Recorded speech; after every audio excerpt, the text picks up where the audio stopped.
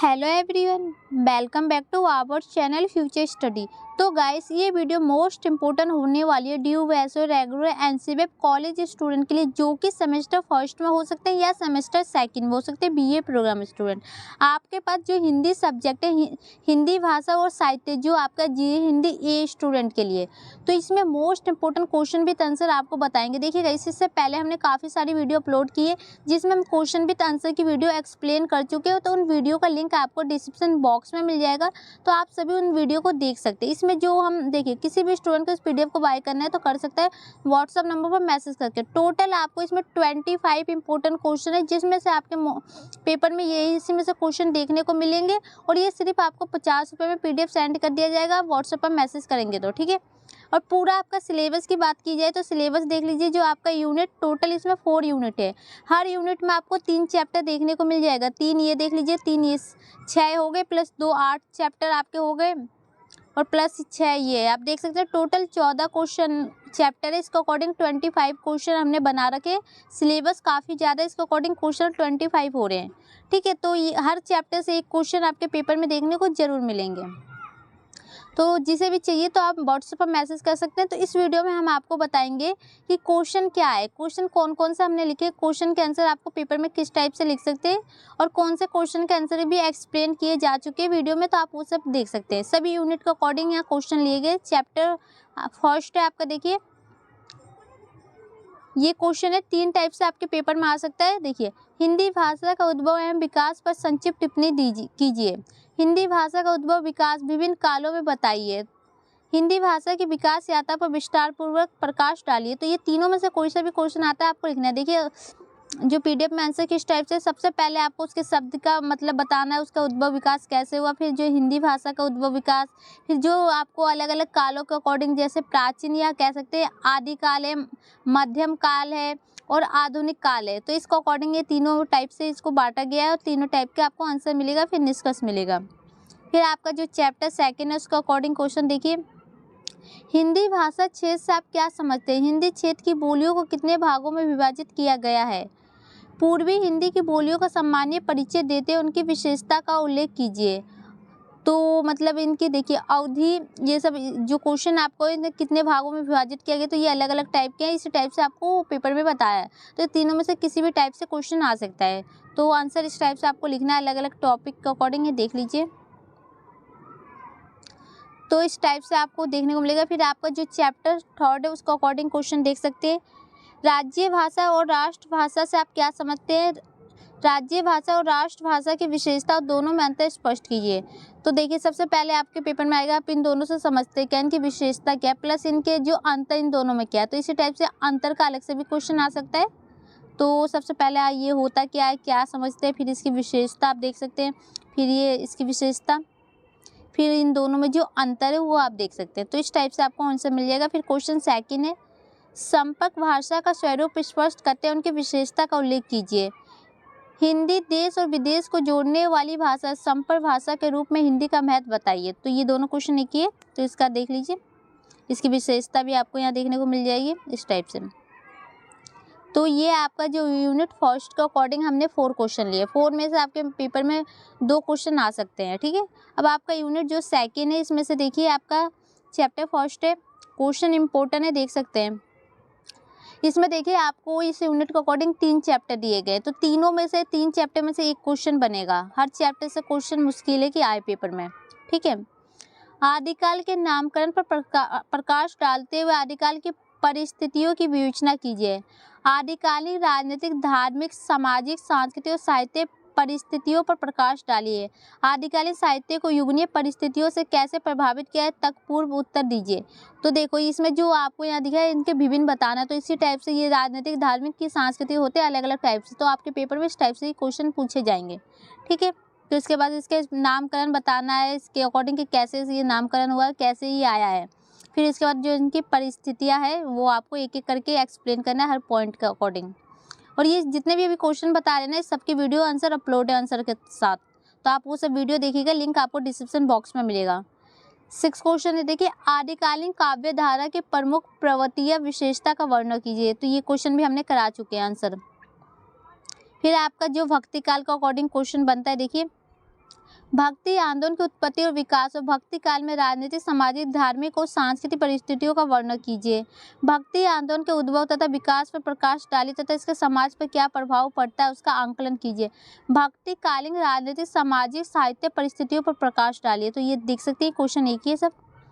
तो क्वेश्चन को किस टाइप से पेपर में पूछा जाएगा ये आपको हम बताने का तरीका यहाँ 3 टाइप से लिख रखे हैं, ठीक है। तो इसकी उत्पत्ति विकास कैसे हुई है प्लस इसके कारण क्या थे वो देखे, फिर आपको इसके बाद इसके जो प्रभाव क्या पड़े समाज पर वो आपको बताया गया है, फिर इसके जो परिस्थितियां है वो आपको यहाँ देखने को मिल जाएगा। फिर इसके बाद आपका क्वेश्चन देख सकते हैं 8, हिंदी साहित्य के भक्ति काल के प्रमुख प्रवृत्तियाँ या प्रमुख विशेषता का परिचय दीजिए। भक्ति काव्य की प्रमुख प्रवृत्तियों की व्याख्या कीजिए। भक्ति काल की प्रमुख धारणाओं का वर्णन कीजिए। तो क्वेश्चन देख सकते हैं, तो आंसर इस टाइप से। फिर इसके बाद जो आपका नेक्स्ट क्वेश्चन बनेगा, जो आपका रीतिकाल है उसको अकॉर्डिंग चैप्टर 3 है। देखिए, रीतिकाल के नामकरण संबंधित विवाद का विश्लेषण कीजिए तथा साथ ही इसके साहित्य और धार्मिक परिस्थितियों की विवेचना कीजिए। रीतिकाल के विभिन्न परिस्थितियों की विवेचना कीजिए। रीति शब्द का अर्थ स्पष्ट करते हुए रीति काल के नामकरण पर प्रकाश डालिए। तो सबसे पहले आपको इसका परिचय लिखना है, इसके नामकरण के अकॉर्डिंग इसके आपको पॉइंट देखने को मिलेगा, फिर इनकी जो परिस्थितियाँ है उसको अकॉर्डिंग आपको ये देखने को मिलेगा, ठीक है। तो धार्मिक भी है, साहित्य भी है, प्लस सामाजिक, राजनीतिक, सांस्कृतिक, ये सब है कला क्षेत्र, और फिर निष्कर्ष। फिर क्वेश्चन नंबर 10 है, देखिए, रीतिकालीन काव्य की प्रमुख प्रवृत्तियां एवं धारणाओं का वर्णन कीजिए। रीतिकालीन काव्य अनुभूति के विभिन्न आयामों की चर्चा कीजिए। रीतिकाल कविता की प्रमुख विशेषता पर प्रकाश डालिए। तो ये आप देख सकते हैं, ये जो आपके आयाम के अकॉर्डिंग क्वेश्चन था, तो यही है जो इसको कितने भागों में बांटा गया है उसको अकॉर्डिंग आपको ये पॉइंट देखने को मिल जाएंगे। फिर इसकी प्रवृत्तियों के अकॉर्डिंग भी आपको ये देख लेंगे, फिर इसकी जो विशेषता है काव्य धारा की उसके अकॉर्डिंग। तो सभी के जितने भी क्वेश्चन है सबका आंसर एक्सप्लेन है और अच्छे पॉइंट टू पॉइंट है। देखिए, फिर आपका इसी का जो चैप्टर है 2nd यूनिट का ख पार्ट आता है, तो उसके अकॉर्डिंग क्वेश्चन देखिए, आधुनिक काल की परिस्थितियां जैसे राजनीतिक, सामाजिक, धार्मिक, आर्थिक का वर्णन करें। तो इन सभी के बारे में आपको बताना है। फिर इसके बाद क्वेश्चन है, आधुनिक कविता का परिचय देते हुए भरतेंदु युगनीय कविता की विशेषता पर प्रकाश डालिए। भरतेंदु युगनीय कविता की विशेषता बताइए। तो ये क्वेश्चन है क्वेश्चन 12।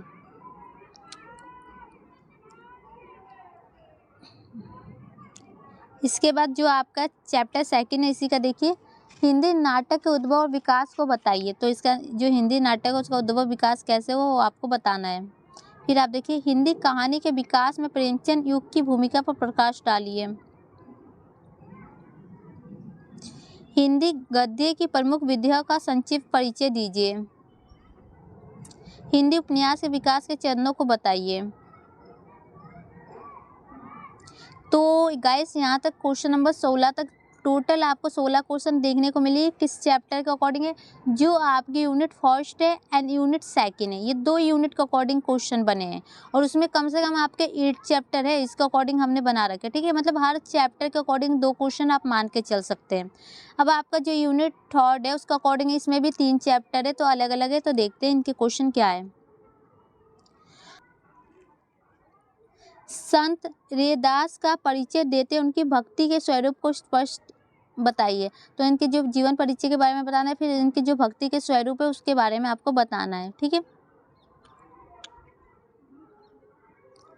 फिर जो आपका इसका भूषण वाला आ गया ख पार्ट है, देखिए, भूषण का जीवन परिचय देते हुए भूषण के कविताओं का प्रतिपाद लिखिए। भूषण का जीवन परिचय और भूषण का साहित्य परिचय दीजिए। तो इनका साहित्य परिचय, जीवन परिचय प्लस इनका जो कविता है उनका प्रतिपाद बताना है, ठीक है। तो परिचय आप देख सकते हैं रचनाएं, फिर साहित्य व्यक्तित्व के अकॉर्डिंग, फिर जो ये कविता का प्रतिपाद आप कह सकते हैं।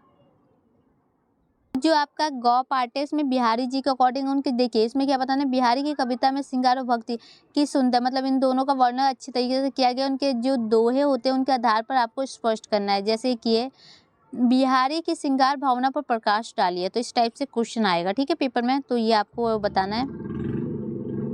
फिर आपका नेक्स्ट क्वेश्चन है, महाकवि बिहारी का संक्षिप्त जीवन परिचय देते उनके साहित्य विशेषता का उल्लेख कीजिए। हिंदी साहित्य में बिहारी के महत्व और उनके साहित्य में योगदान का वर्णन कीजिए। तो इनके साहित्य के परिचय प्लस जो इनका जीवन परिचय प्लस उनके साहित्य में क्या क्या योगदान है उसके अकॉर्डिंग आपको बताना है इसमें। तो इनके योगदान के अकॉर्डिंग ये सब विशेषता, काव्य, भाव, फिर निष्कर्ष। फिर आपका जो यूनिट 4 आ चुका है, देख लीजिए, इसमें भी आपको 3 चैप्टर दिए गए यूनिट 4 के अकॉर्डिंग भी। तो देखिए, माखनलाल चतुर्वेदी का जीवन परिचय और साहित्य परिचय पर प्रकाश डालिए। तो इनका जीवन परिचय और साहित्य परिचय बताना है आपको। फिर इसके बाद आपका जो क्वेश्चन है जयशंकर प्रसाद के अकॉर्डिंग है, चैप्टर आपका 2 कह सकते हैं। महाकवि जयशंकर प्रसाद की व्यक्तिगत विशेषता का परिचय दीजिए। छायावादी कविता की विशेषता के आधार पर जयशंकर प्रसाद की कविता की विशेषता पर प्रकाश डालिए। तो जो ये कविता है उसकी विशेषता ही बतानी है, ठीक है। छायावादी के अकॉर्डिंग आपके पेपर में शॉर्ट क्वेश्चन भी आ सकता है कि छायावादी के अकॉर्डिंग व्याख्या कीजिए, तो आप ये सब लिख सकते हैं। तो उनकी विशेषता भी है, फिर उनकी रचना, निष्कर्ष। तो जो आपका नेक्स्ट क्वेश्चन है, क्वेश्चन नंबर 23, देखिए, जयशंकर प्रसाद का संक्षिप्त जीवन परिचय देते हुए उनकी रचना का परिचय दीजिए।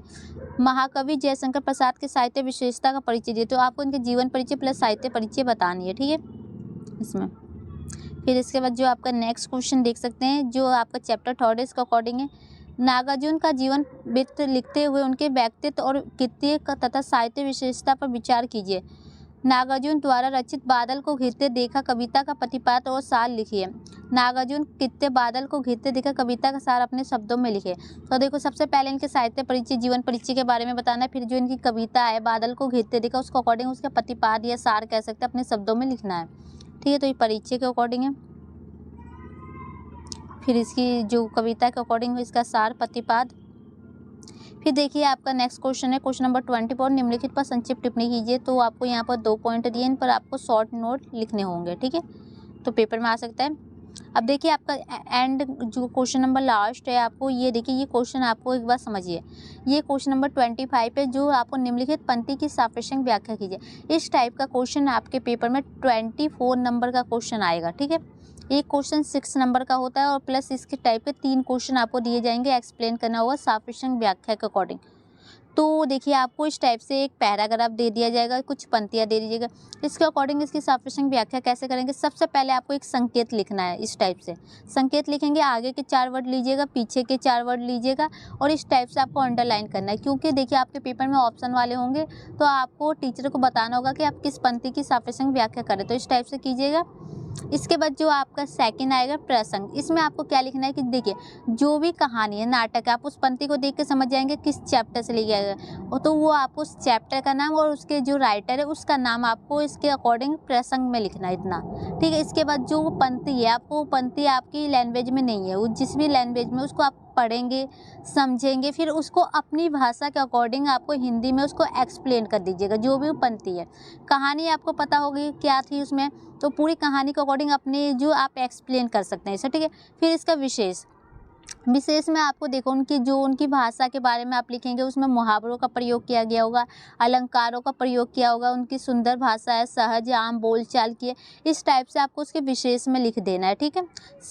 तो ये था, इस टाइप से आपको एक सापेक्षिक व्याख्या करनी होती है, जो कि देखो, जरूरी नहीं है कि आपके पेपर में यही पंक्ति आए जो हमने ये पंक्ति लिखा है, इसके अलावा कोई सी भी पंक्ति आ सकती है। तो इस पंक्ति को आपको पढ़ना है, समझना है कि किस चैप्टर से लिया गया, उसके अकॉर्डिंग आपको इस टाइप से उसको अपने शब्दों में एक्सप्लेन कर देना है, जैसे व्याख्या। फिर इसका विशेष, ठीक है। तो ज़्यादा हार्ड क्वेश्चन नहीं है, ये क्वेश्चन 24 नंबर का आएगा और ये इजी क्वेश्चन है, और आप ये से करके जरूर आइएगा पेपर में। तो ये था पूरा जो कि आपको हमने बता दिया, इन्हीं में से आपके पेपर में क्वेश्चन देखने को जरूर मिलेगा, और इनमें से कम 25 क्वेश्चन में से 10 क्वेश्चन के आंसर हमारे चैनल पर अपलोड है। तो उन वीडियो का लिंक डिस्क्रिप्शन बॉक्स में मिल जाएगा, तो आप उन सभी वीडियो को देख सकते हैं। अगर किसी भी स्टूडेंट को इस PDF को बाय करना है तो व्हाट्सएप पर मैसेज कर सकते हैं, ठीक है। तो वीडियो अच्छी लगे तो लाइक शेयर कीजिए। Thank you.